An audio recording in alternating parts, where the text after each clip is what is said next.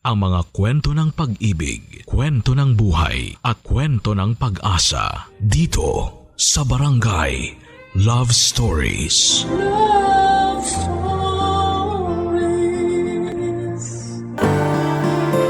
Ang buhay ay parang dagat. Minsan kalmado at minsan marahas. Ngunit ang bawat alon nito ay may daladalang aral na magbibigay lakas at pag-asa sa bawat pagsubok na ating tatahakin. Ikaw, kabarangay, matatawag mo bang kalmado ang buhay mo ngayon? Dear Papa Dudut, ang pagkakaroon ng tapat, mabait at maaasahang kaibigan ay isang biyayang walang kapantay. Sila ang kasama natin sa bawat ngiti at luha, sa bawat pag-asa at tagumpay.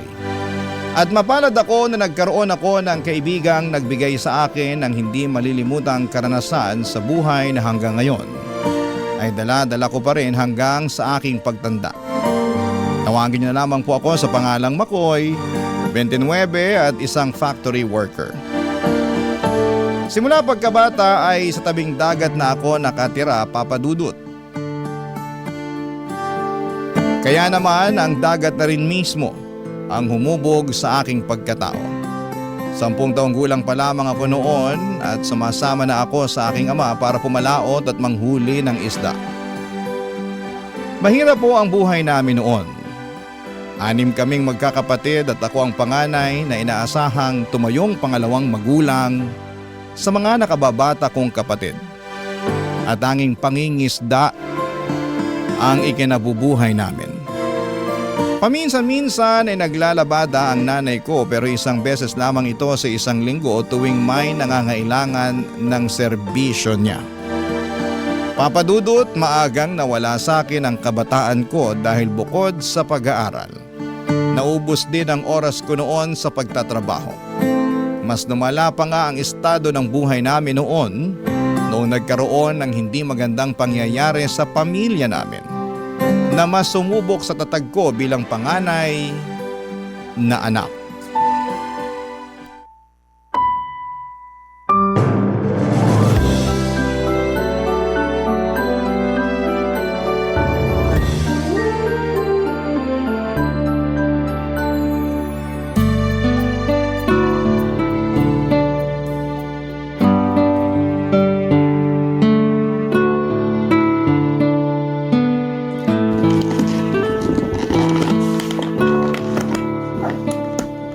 Nay, para saan yung mga damit na yan? Bakit kayo nag-iimpake ng damit? Wala bang nasabi sa'yo si Maring? Sinabihan ko siya na ibalita sa'yo yung nangyari sa tatay mo Wala po eh. Hindi kami nakita sa palengke kanina. Ano po bang nangyari kay tatay? Itinakbo siya kanina sa ospital. Na-stroke habang naglilinis ng bangka. Ano po? Oo, itinakbo naman siya agad sa ospital ng mga kasama niya. Ay, mabuti nga may tricycle yung isang kasamahan niya kanina Kumusta na po siya? Ano pong lagay niya? Nasaan po siya ngayon? Ayun, nasa ospital pa rin siya. Naku, sa awa ng Diyos, maayos na yung lagay niya. Kaya nga ako sumaglit rito para kumuha ng gamit Doon na muna kami magpapalipas ng gabi. Bakit daw po? Akala ko ba okay na siya? Inaantay pa yung resulta ng mga test niya para malaman kung nagkaroon ba siya ng komplikasyon. Sige na. Mauna na ako't baka gising ng tatay mo. Wala kasi siyang kasama doon ngayon. Sandali lang po, sasama ako na po kayo. Wag na anak. Walang kasama yung mga kapatid mo. Ikaw na munang bahala rito sa bahay, ha? Pumunta ka na lang sa ospital mamayang tanghali para baunan ako. Sige po, susunod po ako sa inyo mamaya.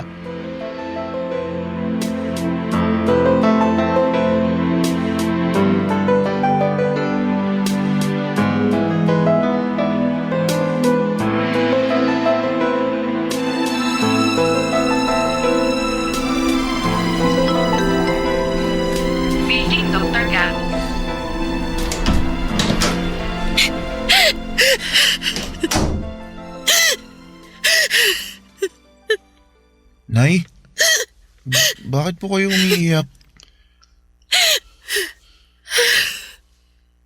Dumating na yung doktor kanina, anak.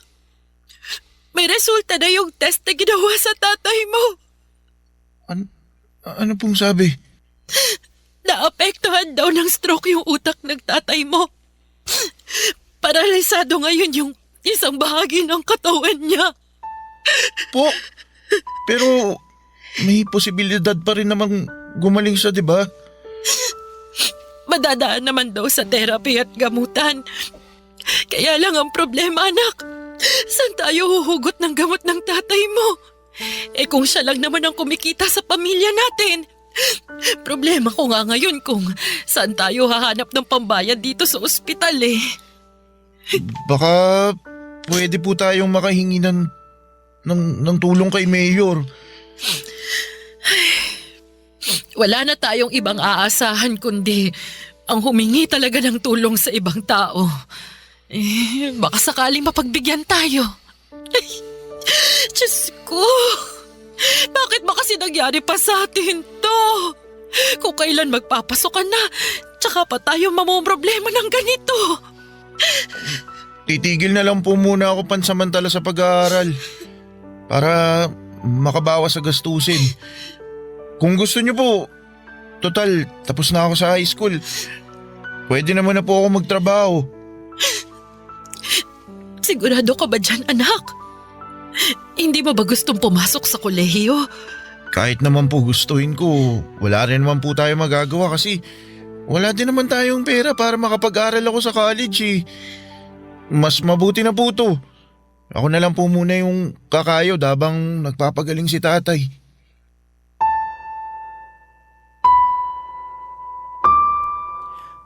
Papa Dudut, dahil sa nangyari sa aking ama ay isang trabaho ang naipasa sa akin na hindi ko pwedeng talikuran. At yon ay ang magpakaama sa mga kapatid ko. Iba't ibang uri ng trabaho ang pinasok ko para lamang makapaglaan ng pera para sa pamilya namin. 2:00 pa lamang ng madaling araw ay bumabangon na ako para sumama sa mga grupo ng mangingisda na pumapalaot ng madaling araw. Pagsapit naman ng 5:00 ay umi-extra ako sa pagbubuhat ng banye-banyerang laman dagat na pinapadala sa iba't ibang palengke sa probinsya namin. Hindi pa doon natatapos ang araw ko dahil diretsyo naman ako sa palengke namin para maghanap ng mga tenderang nais magpalinis ng itinitinda nilang isda. Bago sumapit ang tanghali ay nagtutungo ako sa isang kilalang resort sa amin para naman magtrabaho bilang caretaker. At sa parehong pagkakataon ay lifeguard na rin sa lugar. Umaabot yon hanggang 7:00 ng gabi kapalit ng kakarampot na sahod na mas mababa pa sa minimum wage. Araw-araw, Papa Dudut, ay bugbog na bugbog ang katawan ko sa trabaho pero hindi ko magawang magreklamo. Dahil kailangan ko itong gawin bilang ako na lamang ang inaasahan ng pamilya ko. Mabuti na lamang at ng mga panahong yon ay meron akong mga kaibigang sumasama sa akin sa mga araw na kailangan ko nang makakasama at makakausap. Sina Neil at Sonia. Sa kanila ako humuhugot ng lakas. Sina ang dahilan kung bakit kahit papaano'y nababawasan ang pagod na katawan ko or pagod na nararamdaman ko sa pang-araw-araw, Papa Dudut.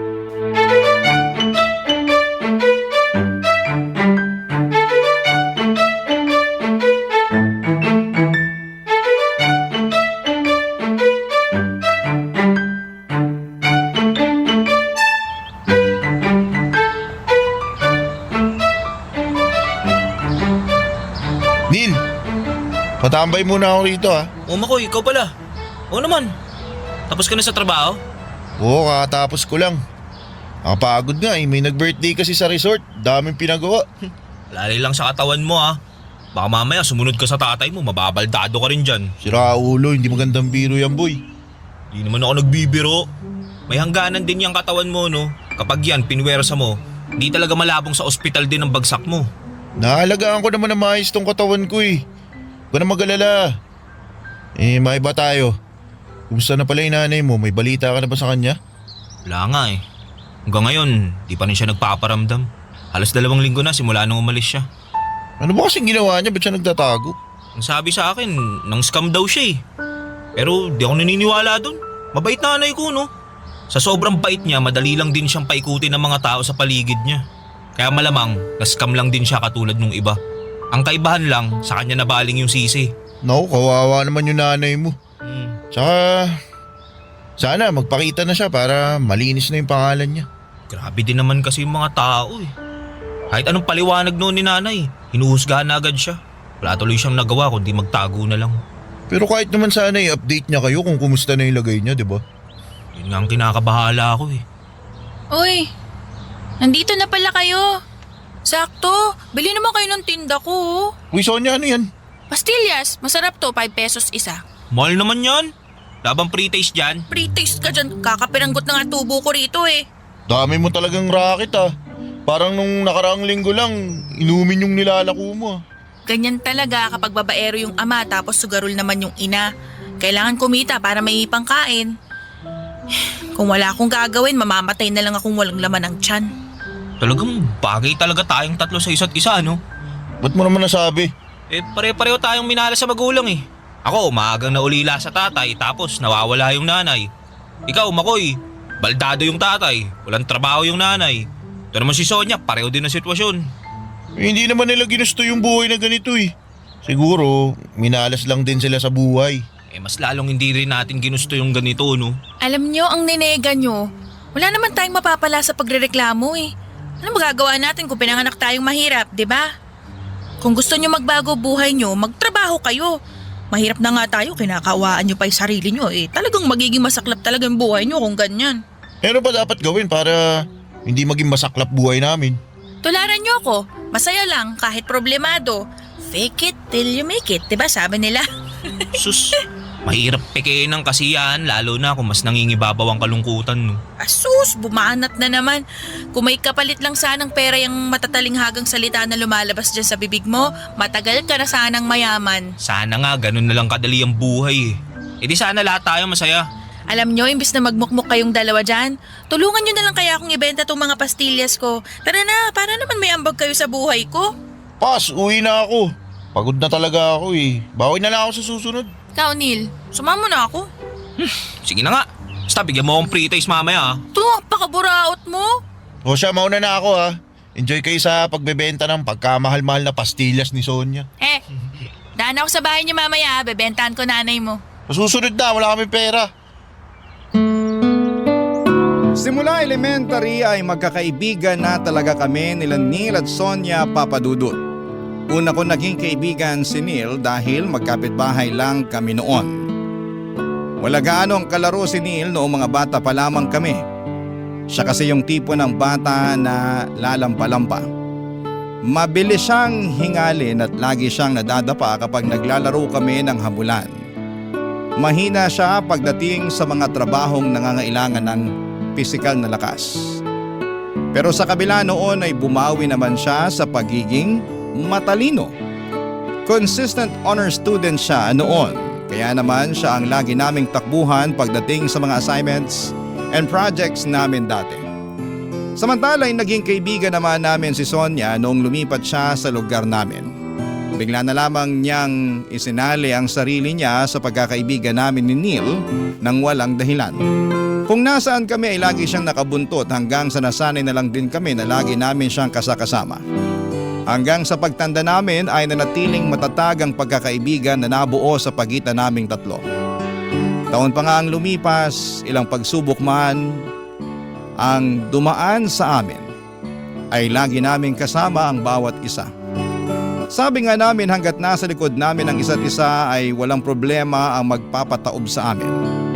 Hanggang sa halos sabay-sabay kaming tinambakan ng problema.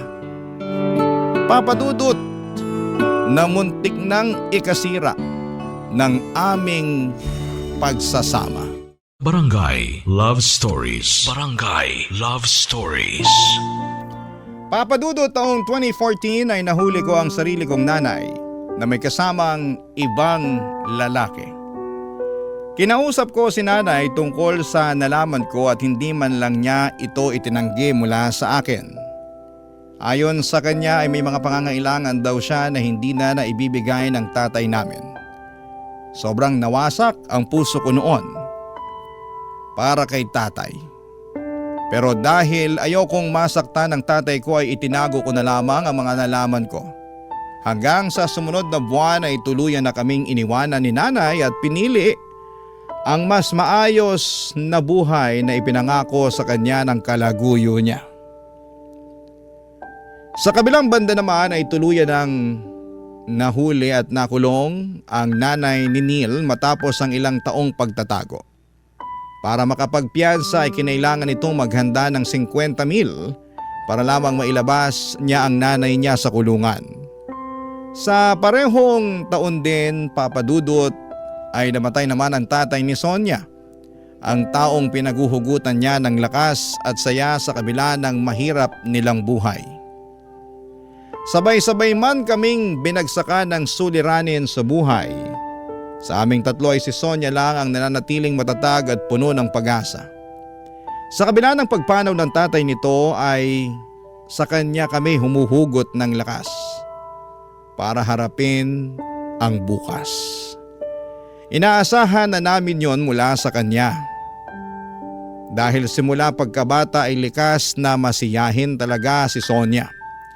Iiyak lang siya saglit kapag malungkot siya, pero pagkatapos noon ay babalik na ulit siya sa dating niyang pagkatao na makulit at punong-puno ng enerhiya. Kaya naman noong mga panahong yon, si Sonia ang naging sandala naming dalawa ni Neil noong namroblema kami sa mga magulang namin.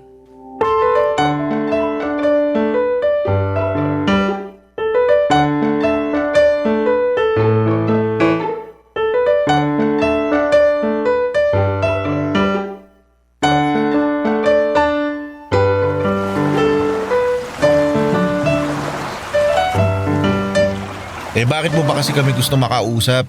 Dito pa sa tabing dagat, daming lamok dito. Siyempre, para kunwari nasa pelikula. Bagay na bagay kaya tong sunset sa pag-uusapan natin. Para memorable. Sus. Dami mong pakulo. Ano ba kasi yung pag-uusapan natin? May solusyon na ako sa problema niyong dalawa. Itong mga nakaraang buwan, wala na kayong ibang reklamo kundi yung mga buhay niyo eh. Nakakasawa ng pakinggan para makasirang plaka. Kaya naisip ko na resolbahin na lang yung mga problemang yan. Paano mo naman gagawin yun? Easy ka lang ah. Ikaw Neil, nag-iipon ka ng pampiyansa para sa nanay mong nakakulong, di ba? Oo. Anong gagawin mo? Papautangin mo ako? Di no, pareho tayong walang pera. Pero hindi, may naisip akong paraan para magkapera ka. Paano naman? Parang ayoko yung nasa isip mo ah. Yung magbebenta ng laman ah. Sino ba nagsabi magbenta ka ng laman? Masyado kang defensive. Naisip mo bang gawin yun? Uy, si Raulo. Kung gagawin yun no? Pero syempre, hindi naman kita ilalagay sa ganong klaseng bagay. Ito yung naisip kong solusyon. Papalapit na yung piyesta natin, di ba? Oo, tapos? May nabalitaan ako. Magpapakarera daw sila ng bangka sa paparating na pista tapos magkakaroon ng pagandahan ng bangka. Malaki raw yung premyo dun kaya naisip ko, sali tayo. Karera ng bangka? Magkano naman daw yung premyo? Di ko pa alam pero unang pista to ng bagong halal na mayor kaya sigurado ako magpapakitang gilas yun. Ano, sali tayo? Pwede naman. May bangka naman si tatay na pwedeng gamitin. Maayos makina nun, kaya pwede ilaban. Sino naman magmamaniobra ng bangka? Hindi malamang tong si Makoy. Marunong ka bang gumamit ng bangka? Hindi. Oo, di ba? Ako, may alam ako sa bangka. Pero alam nyo naman na takot ako sa dagat kasi hindi ako marunong lumangoy. Kaya no choice, si Makoy. Oo, kaya ko naman. Walang problema sa akin kasi bata pa lang ako, namamangga na ako. Ayun, edi tapos na isang problema. O, sunod naman yun sa'yo, Makoy. Sige nga, paano mo susolusyonan yung problema ko ngayon? Nahanap ko na kung nasa ng nanay mo. Talaga? Nasaan siya? Nandun, sa kabilang bayan. Teka, paano mo naman nalaman yan? Anong ginagawa mo doon sa kabilang bayan? May mga suki ako doon ng mga binibenta kong pagkain, di ba? Mabalik tayo sa sinasabi ko. Sinundan ko siya kasama yung pinalit niya sa tatay mo. Uy, Sonia! Ay, Yung bunganga mo masyadong pasmado. sorry. De, okay lang. Yung bahay ng lalaki, alam mo ba kung nasan? Oo, sinundan ko sila. Memoryado ko kung saan sila nakatira ngayon. Nabanggit mo na gusto mong makausap nanay mo sa huling pagkakataon, di ba? Ito na yung pagkakataon na yun. Ano, Makoy? Kikitain mo ba siya? Hindi ko alam eh. Hindi ko alam kung kaya ko. Bakit naman? Marami akong gustong sabihin. Marami akong gustong itanong sa kanya. Pero di ko alam kung masasabi ko lahat ng yun sa kanya kapag nagkita na kami. Hindi naman tayo pupunta agad-agad doon. Siyempre, kailangan mo rin paghandaan yun. Alam kong may galit at tampo ka sa nanay mo. Kaya mas magandang kitain mo siya kung kailang maliwanag na yan sa pag-iisip mo. Di bale, sasamahan ka naman namin kung kailangan mo ng suporta eh. Maraming salamat, Sonia. Ay, walang ano man. Paano na lang kaya kung wala ako?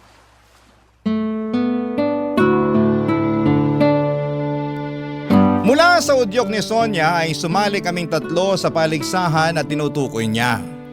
Gamit ang bangka ni tatay ay sinimulan naming mag-isip ng magandang idedesenyo mula doon. Yun na rin ang plano naming isali sa karera dahil sa aming tatlo ay ako lang naman ang marunong mag-operate ng bangka na di motor. Sina Neil at Sonia naman ay natoka sa pagdidesign ng bangka gamit ang talento ni Neil sa pagdodrawing. Sa mga sumunod na linggo bago ang pista sa lugar namin ay sinimulan ng guhitan nila Neil ang bangka ni tatay. Kapag walang masyadong tao sa resort na pinagtatrabahuhan ko ay patakas naman akong nag-iinsanyo sa pagdadrive ng bangka para sa karera. Kasabay noon ay patuloy ang paghimok sa akin ni Sonia na kitain ko na ang nanay ko para makausap siya. Pero ng mga panahong yon ay hindi ko pa alam kung ano ang sasabihin ko sa nanay ko kapag nagkita ulit kami. Wala pa akong sapat ng lakas ng loob noon para masabi ko sa kanya ang mga gusto kong sabihin. Kaya pansamantala ko na lamang muna itong sinantabi at itinuong ko na lamang ang atensyon at oras ko sa paligsahan na sasalihan namin. Pero hindi rin naman nagtagal ang paghihintay ni Sonia dahil bago ang patimpalak. Nag-decide ako makipagkita na sa nanay ko, Papa Dudut. Kasama sina Neil at Sonia ay pinuntahan namin si nanay sa kabilang bayan kung saan siya nakatira kasama ang bago niyang kinakasama.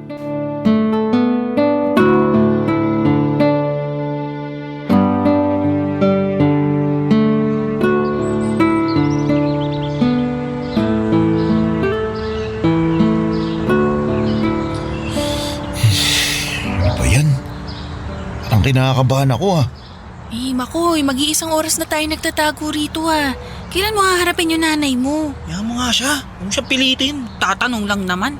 Sandali lang, bumibuelo pa ako Huwag ka magmadali, tol. Lapitan mo pag kaya mo na. Oo, para gabihin tayo. Mas mahal ang pamasahe ng tricycle kapag gabi, ha? Ito na. Pupuntahan ko na. Galingan mo, ha? Talaga, Sonia. Bakit? Excited lang naman ako Diyan lang kayo Tayo niyo ako. Andito lang kami don't you worry.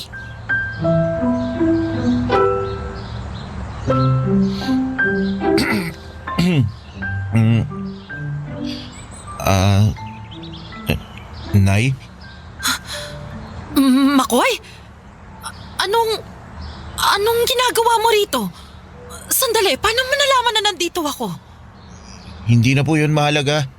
Nagpunta po ako rito para makausap po kayo. Ano yun? May nangyari bang masama? May nangyari ba sa tatay mo? Wala po. Akala ko naman kung may nangyari ng masama. Anong ginagawa mo rito? Bakit mo ako gusto makausap? Hindi na po ba kayo babalik sa bahay? Anak, may bagong buhay na ako rito. Masaya na ako sa kung anong meron ako ngayon. Paano naman po kami? Kami ng mga kapatid ko, si tatay. Malaki ka naman Ikaw nang bahala sa kanila. Daya nyo naman po Tinakasan nyo yung responsibilidad nyo sa amin. Di nyo man lang inisip na kailangan ko rin ng magulang. Kasama mo naman ang tatay mo Pero iba pa rin po yung kumpletong pamilya. Kung sa tingin nyo matanda na ako at kaya ko na po lahat, nagkakamali po kayo. Kailangan ko po ng nanay. Kaya maawa na po kayo. Bumalik na kayo. Pasensya ka na anak. Pero hindi na mangyayari ang gusto mo. Hindi na ako babalik sa dating buhay natin. Ano, ganun na lang yun? Tatalikuran nyo na lang kami basta-basta? Pasensya ka na talaga. Nangako ako sa mga kapatid ko na ibabalik kita. Miss ka na namin, Nay. Ako rin. Pero hindi ko na kaya yung buhay na meron tayo dun, anak. Hindi ganong klase ng buhay ang inaasahan ko. Akala ko po ba walang ina makakatiis sa mga anak nila?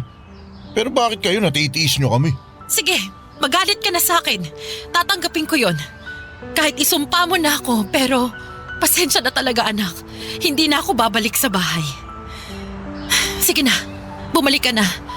Paggabi na marami pa akong gagawin. Mag-ingat ka pa uwi ha. Maiwan na kita.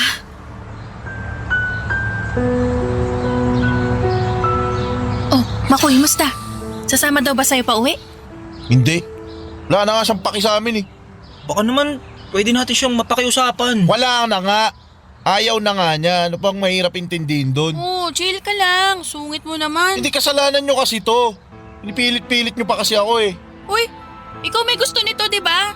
Sabi mo gusto mo makausap nanay mo, edi tinulungan ka lang namin. Eh dapat di nyo na lang ginawa. Grabe, hindi ka na lang magpasalamat. Sonia, tama na yan. Ay hindi, hindi tama na sa atin siya magagalit dahil lang hindi niya nakuha yung gusto niya. So bakit ano bang gusto mo marinig? Mag-thank you ako sa'yo kasi ayaw na sa amin ng nanay namin. Ang gusto ko lang naman. O edi thank you. Ano, masaya ka na? Uy, hindi man ganyan pre. Nag-aalala lang naman kami sa'yo eh. Hindi. Palibasa. Hindi nyo alam kung ano nararamdaman ko ngayon. Alam nyo, itigil na lang natin tong kahibangan na to. Yung mga naisip mong solusyon sa mga problema namin, mga walang kwenta. Ang sabi mo? Uy, tumigil na nga kayong dalawa dyan. Muwi na nga lang tayo. Hindi na ako tutuloy dun sa contest na sinasabi nyo.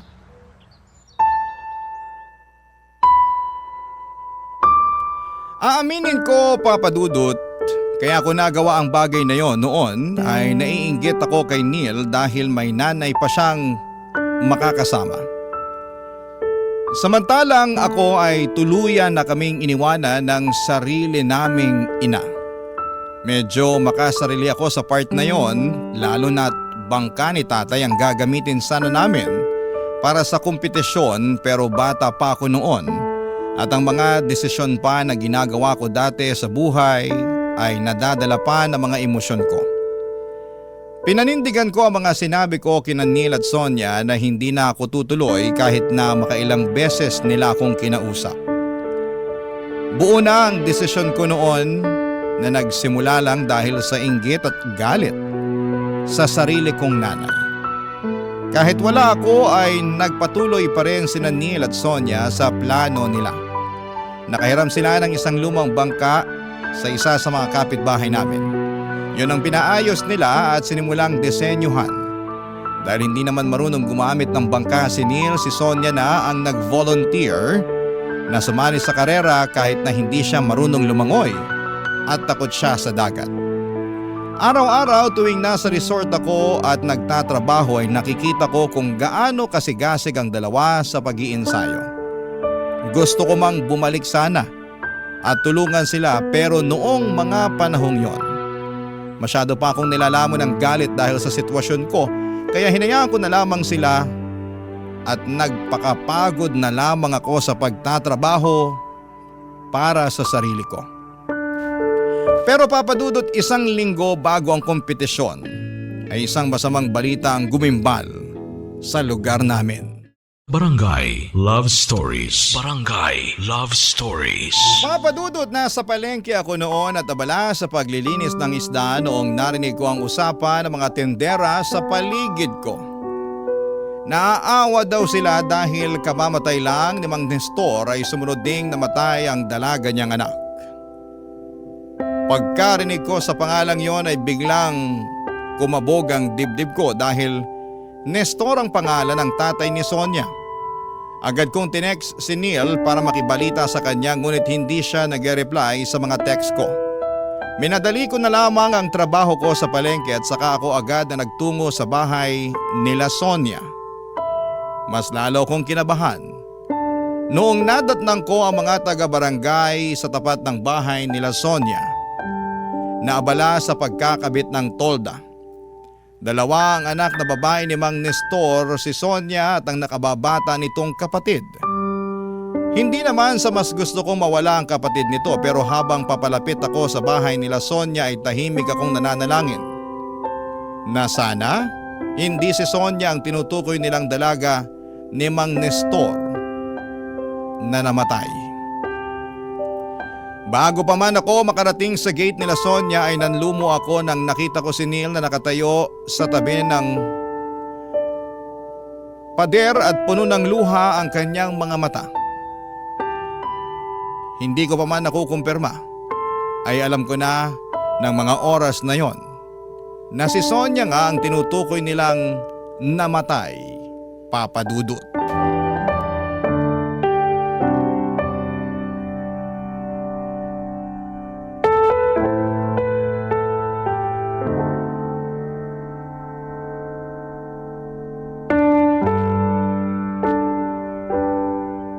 Neil? Sino yung namatay? Huwag mo sabihin. Wala na si Sonia, tol.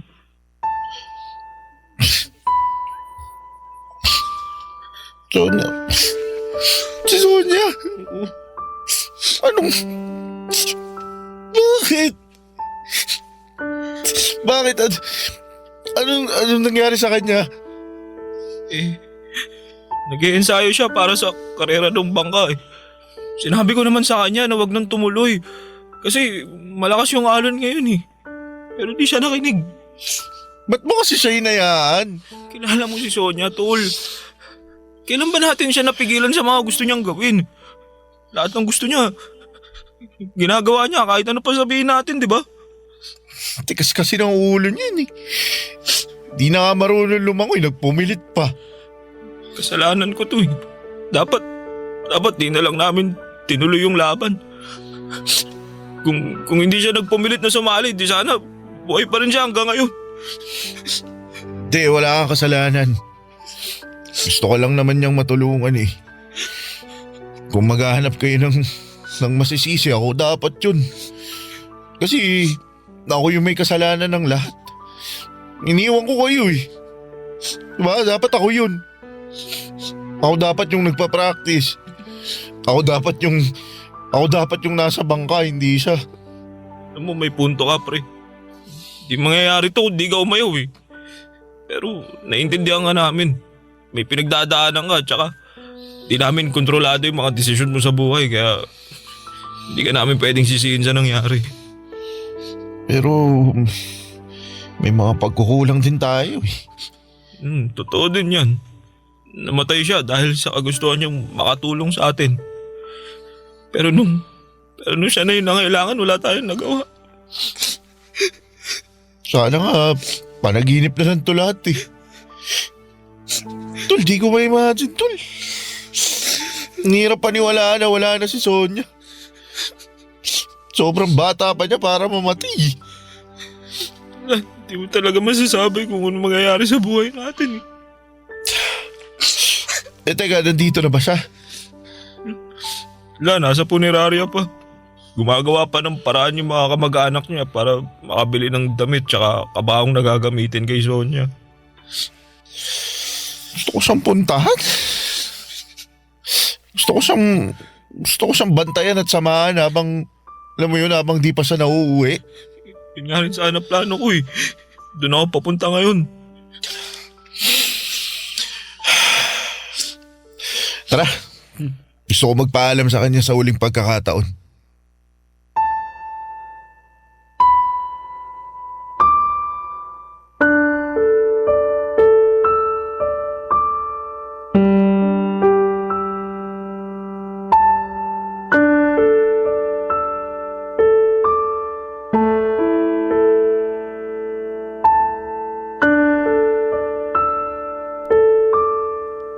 Papadudod sa mga sumunod na araw ay magkasama naming binantayan ni Neil ang kaibigan namin hanggang sa nailibing ito sa kanyang huling hantungan. Masakit para sa amin na hindi masisilayan pa ni Sonia ang kinabukasan. Napakarami niyang pangarap sa buhay kaya nakakalungkot na maaga siyang binawi ng Panginoon gayong isa siya sa mga tao na may napakabuting puso. Marami siyang napapasayang tao at marami siyang natutulungan ng walang kapalit. Sa loob-loob ko ay sinisisi ko ang sarili ko dahil kung hindi ko lang sana sila sinukuan noon, hindi sana ako papalitan ni Sonia sa karera. hindi sana siya mauuwi sa kamatayan. Kaya naman ang tanging pambawi na lamang na naisip ko ay ang ituloy ang mga nasimulan niya. Sa mismong puntod ni Sonia ay pinangako ko na tutuparin ko ang mga bagay na gusto niyang mangyari. Tutulungan ko si Neil na mabuo ang iniipon niyang pampiyansa sa kanyang nanay. Susubukan ko ring sundin ang naging payo niya sa akin noon na tatanggapin ang mga bagay na hindi ko kontrolado. At turuan ang puso kong magpatawad sa mga taong nakagawa ng mali sa buhay ko. Ilang araw bago magsimula ang fiesta sa lugar namin ay hinimo ko si Neil na ipagpatuloy ang pagsali sa paligsahan. Para na rin kay Sonia, Papa Dudut.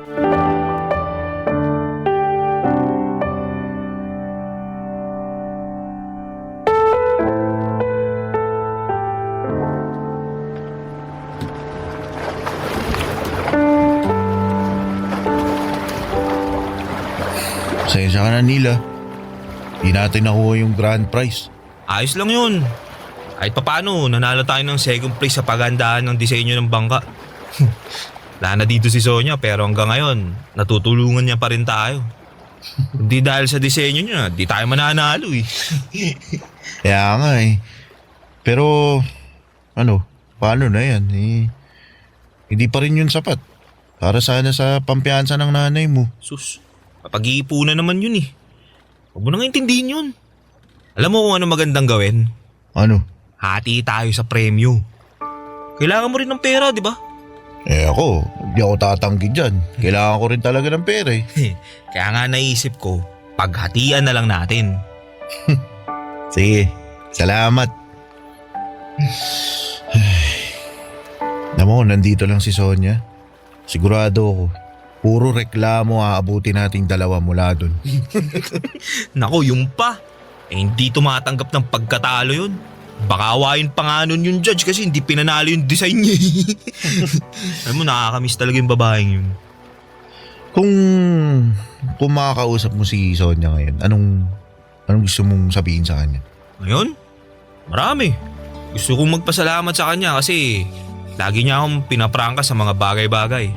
Lagi niya akong pinapaalalahanan na may dulot na pag-asa yung bawat araw. Gusto ko siyang pasalamatan sa mga araw na tulad nito. Tuwing malungkot tayo, dismayado, lagi siyang nandyan para pagaanin yung loob natin eh. Ako, gusto ko humingi ng tawad sa kanya. Bakit naman? Hindi kasi pakiramdam ko, nadismay ako siya eh. Ewan ko ba, parang sinira ko yung pagkakaibigan natin dahil lang sa nagpadala ako sa nangyari sa problema sa pamilya namin. Wala naman nasirang pagkakaibigan. Alam mo, katunayan nga si Sonia pa nagpaintindi sa akin ng pinagdadaanan mo eh. Alam niya kung paano mabuhay sa isang sirang pamilya. Kasi dati di ba naghiwalay yung mga magulang niya. Sa aming dalawa, siya mas nakakaintindi sa'yo nun. Hindi, pero pasensya pa rin ha, kasi naging makasarili ako eh. Sus, huwag mo na alalahanin yung pre. Tapos na yun eh. Saka isa pa, bumawi ka naman na. Natalo nga lang. Oo nga eh. Totoo nga yung sinabi mo. Magandang tumambay dito sa laot. Nakakagaan ng loob. Diba? Lalo na kapag tahimik yung dagat. Hmm. Dito rin takbuhan ko kapag gusto kong takasan yung mga problema ko eh. Masarap humiga sa bangka habang hinihili ka ng alon. Tapos pinagmamasdan mo yung kalangitan. Salamat Makoy. Layon. Di, salamat kasi naging kaibigan kita. Kayo ni Sonia. Salamat na dumating kayong dalawa sa buhay ko. Ako rin. Pinagpapasalamat ko rin ang bagay na yan. Papa Dudut, wala na akong masyadong rekoleksyon pa sa mga sumunod na nangyari pagkatapos ng nangyaring pagpaligsahan. Basta ang nanatili sa utak ko noon ay yung kinuha si Neil ng kanyang tiyahin papunta sa Maynila. Simula noon ay nawala na kami ng koneksyong dalawa. Hanggang ngayon ay wala na po akong balita kay Neil kung kumusta na ang buhay niya. Pero umaasa ako na sana'y nasa maayos na siyang kalagayan at naabot na niya ang mga pangarap niya. Sa kabilang banda naman ay malayo na po sa dagat ang buhay ko ngayon. Noong namatay ang tatay ko ay nagkanya-kanya na kaming magkakapatid. Nakahanap ako ng trabaho sa isang factory dito sa Maynila. Dito na rin po ako nakakilala ng babaeng napangasawa ko. Sa ngayon ay meron na po kaming 2 anak at hindi man sagana sa pera pero masasabi kong meron naman kaming maayos at matiwasay na pamumuhay kung saan ay hindi na triple ang pagod para lamang makaraos sa pang-araw-araw. Paminsan-minsan ay nagbabalik tanaw po ako sa mga karanasang pinagdaanan ko noong kabataan ko at kasama na doon ang mga kaibigan kong sina Sonia at si Neil. Hanggang ngayon ay dala-dala ko pa rin ang mga aral na natutunan ko mula sa kanila na kapag malakas ang alon, yon ang panahong sinusubok tayo ng problema. Maaring mabigat, nakakatakot at minsan ay tila tinatapon tayo ng tadhana kung saan-saan. Pero katulad po ng alon, laging humuhupa rin ang unos. Sa huli ang mahalaga ay matutunan nating sumabay sa pag-agos. Hindi natin kayang pigilan ang mga alon pero kaya nating matutong lumangoy, magtiwala sa sarili at manatiling nakatindig sa gitna ng hampas ng buhay. Hanggang dito na lamang po ang kwento ko at maraming salamat po sa pagbibigay ng oras sa storya ng aking buhay. Ang inyong forever kapuso at kabarangay, Makoy. Anong say mo sa Barangay Love Stories na ito? Pagkwentuhan natin sa comment section yan.